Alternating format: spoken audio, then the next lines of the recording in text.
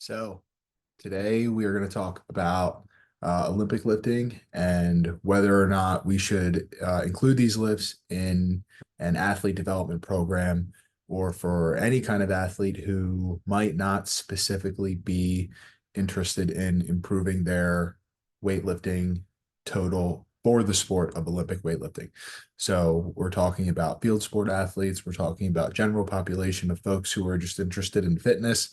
Um, and specifically, we're going to hone in on those part-time athletes that might have to prepare for sports seasons in the fall or spring or whatever. And you, as a coach or trainer, only get to work with them for a limited amount of time, maybe 1 to 3 months leading up to a season. So, the biggest thing that I want to cover with this video is one, how easy it is to actually coach the Olympic lifts. Two, some misconceptions about the difficulty of including them in a program or not having enough time to effectively teach these lifts. And then three, kind of comparing some of the popular substitutes that folks will use, like trap bar jumps or box jumps or any kind of depth drop, etc. So first and foremost, I my background is in strength and conditioning. I was a Division I athlete. I got my feet wet with Olympic weightlifting in that domain where I was trying to improve my performance as an athlete on the field. And my strength and conditioning coach at school taught us how to do these lifts. And he taught us how to do them in a matter of 1 to 2 sessions. So quickly, in fact, that I was ramping up to about 225-pound cleans, push presses or jerks, whatever you want to call them at the time. I was learning how to snatch, and all of this was happening at a pretty rapid pace. So I definitely know that it's possible. And like I said, I want to highlight some of the key differences between training an athlete in the Olympic lifts versus training a weightlifter in the Olympic lifts. Um, so I've got some videos that I want to highlight here. First and foremost, this is Alexa. This is her first day ever trying to do a clean. As you can see, or as you're going to see, I should say, it's not perfect, but walk me through. We're going to walk through this video. I'm going to highlight what I'm thinking and what I'm cueing as we're going through this. So first, full speed.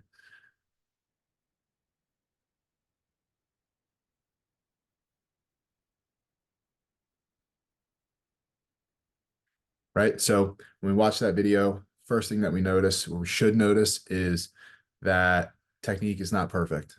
And that all things considered, we actually don't hate the way that this looks for the first time ever doing it. The actual question then becomes, how much do we need to focus on technique or perfectionism with such a highly technical lift before we can add weight? Again, this is her first time lifting. So I'm going to point out some of the things that I'm specifically looking for and some of the things that I might not care about as I coach her through this. Now, some context. Um, Alexa is an MMA trainee or athlete who does not specifically want to improve her weightlifting, but wants to get more explosive and powerful for her sport. So as she goes into this dip, my goal for her, my cue to her was to drive as hard as she can into the ground as if she were jumping and then catch the bar on her front rack. Full disclosure, sessions before this, we've worked on front squats. So she knows that position well enough that she can get the bar there and get into a squat. So if you watch here, she's down, she's jumping up into the air, very clearly jumping up, and then just trying to catch the bar on her shoulders. Nothing crazy here. If we want to nitpick about weightlifting faults, she's got some early arm bend. She's throwing the bar up in the air. Her elbows don't get very high, but the bar crashes on her, right?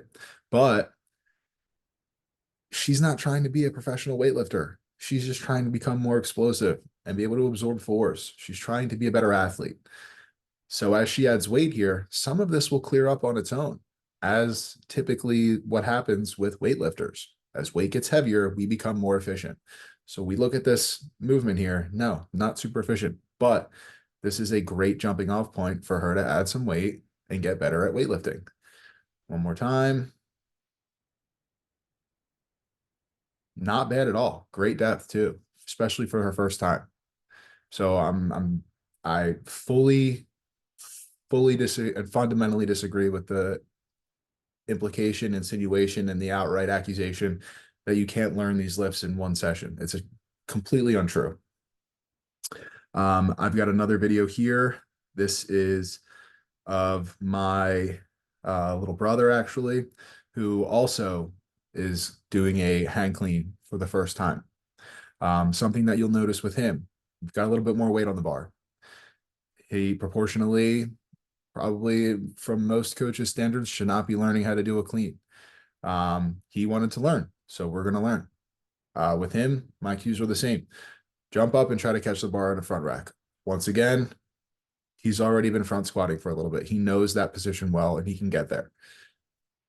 All right.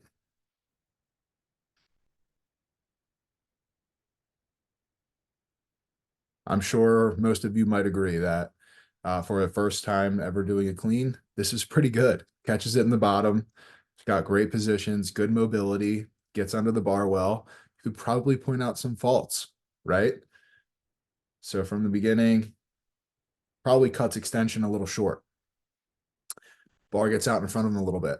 He has to jump maybe about 2 or 3 inches forward. In weightlifting, we consider these to be highly technical faults, right? We don't like this to happen. Shane is not a weightlifter. He's someone who's trying to become more explosive and become more fit. For him, this is a good lift. One more time, down, and he's psyched about it. All right, moving on. Again, it's not always about cleans. Yes, I think cleans are a great entry point for most folks to get into weightlifting.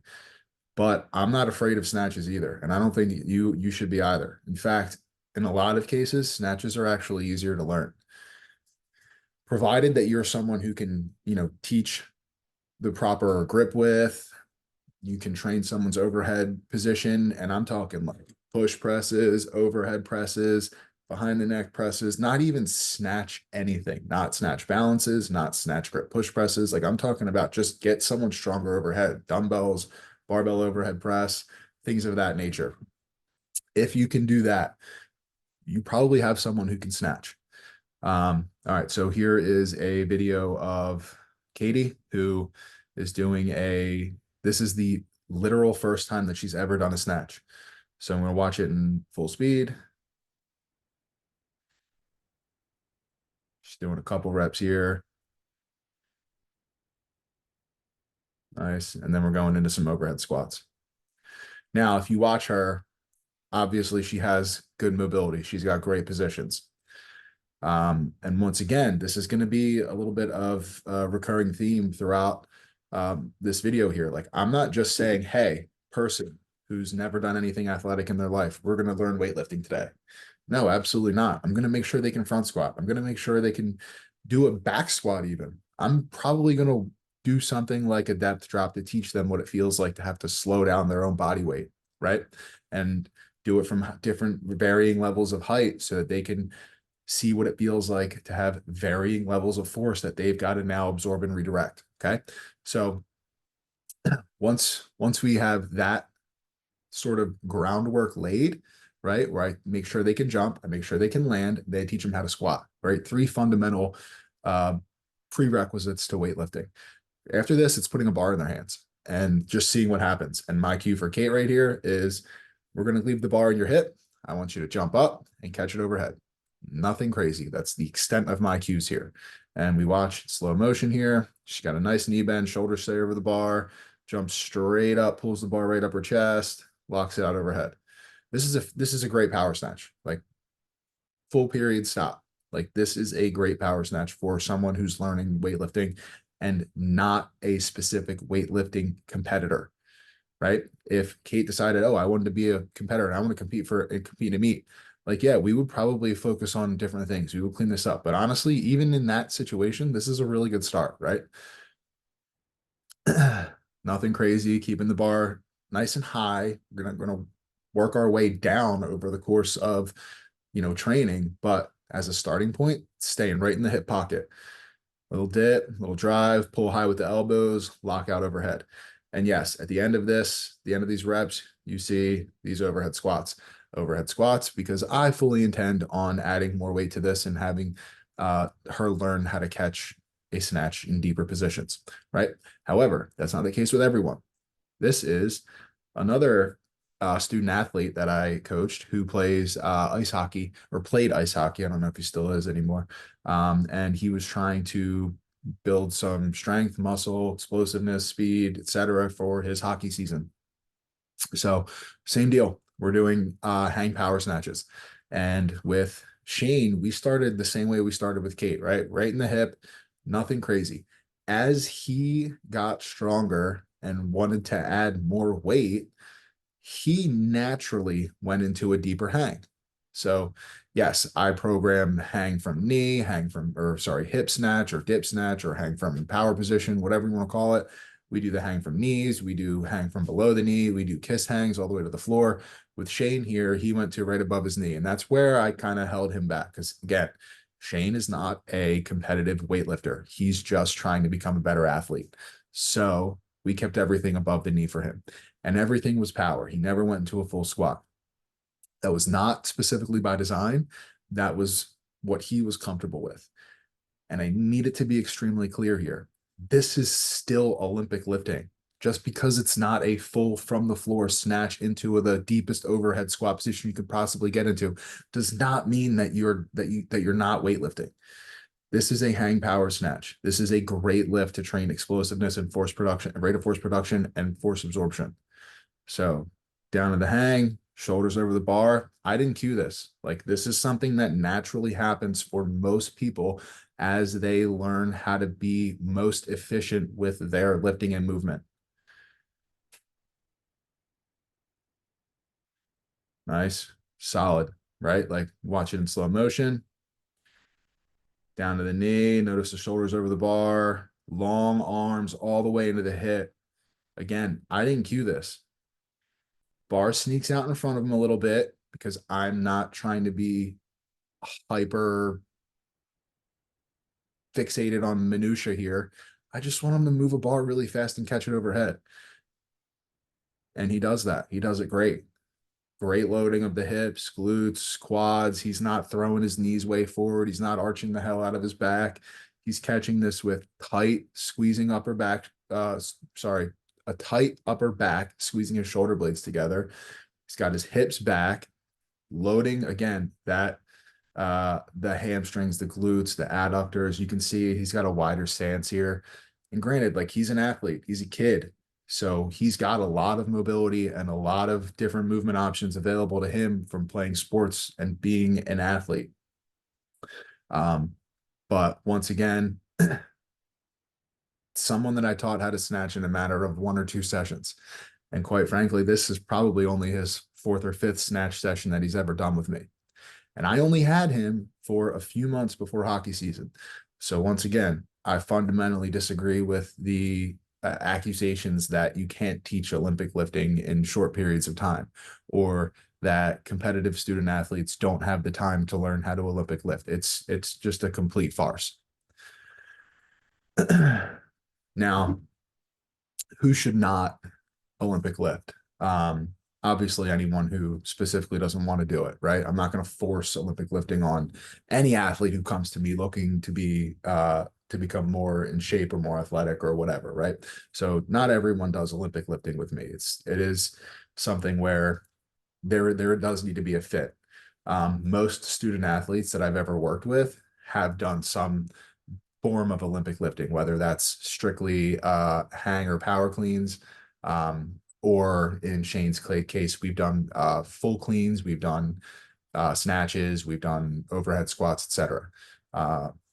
Conversely, general population of folks, I don't push Olympic lifting on them. If there is an interest there, then we'll learn how to do it.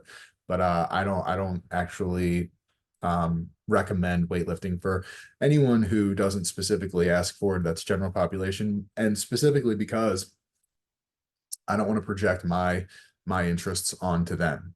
The people that I train, especially in person at my gym, are not specifically coming to me to learn weightlifting. They're coming to me to become, to lose weight, to become more in shape, to build some muscle, to feel better about themselves, and I only get them for maybe an hour or 2 hours a week, right? Now, in if they fall if person falls within that specific demographic and wants to learn weightlifting, we'll for sure do it. But I don't project it onto them. So that's one scenario where I don't think weightlifting is the right option. Um, Another one, student athlete again, who this situation has never popped up for me personally, but hypothetically, we've got a student athlete who just lacks general coordination, who is either brand new to training and is still learning different movement patterns like squats, hinging, pressing, etc. I'm not going to put weightlifting onto them. I will say that there is definitely a hierarchy, in my opinion, of what is important to prioritize in a training program. And if someone does not squat, hinge, push, or pull very well, I'm going to spend most of my time there. But again, like I said, this has not been an issue for me. For me, any student athlete that I've coached has been a decent squatter within a few sessions, has picked up hinging within a few sessions, can push, can pull. And at that point, I started introducing the Olympic lifts. So while it might not be something that we do on day one, it is something that we almost surely will do in the first, I don't know, month or so of training. I hope this video was informative for anyone who watched it, and I hope that it encourages the coaches who might be watching this to go and learn a little bit about weightlifting, how to do snatches, how to do cleans, especially cleans, so that you don't find yourself in a position where you're going to demonize a lift without actually understanding what goes into it. And that's the biggest thing that I find frustrating about this is coaches who will jump on the internet and say that we should absolutely not be doing these things, but it's really only because they don't know how to do it. And that's problematic in my opinion. So if you like this video, share it, like it, please leave a comment. It helps me, helps you, lets me know that this information is useful for you, and I'll see you on the next one.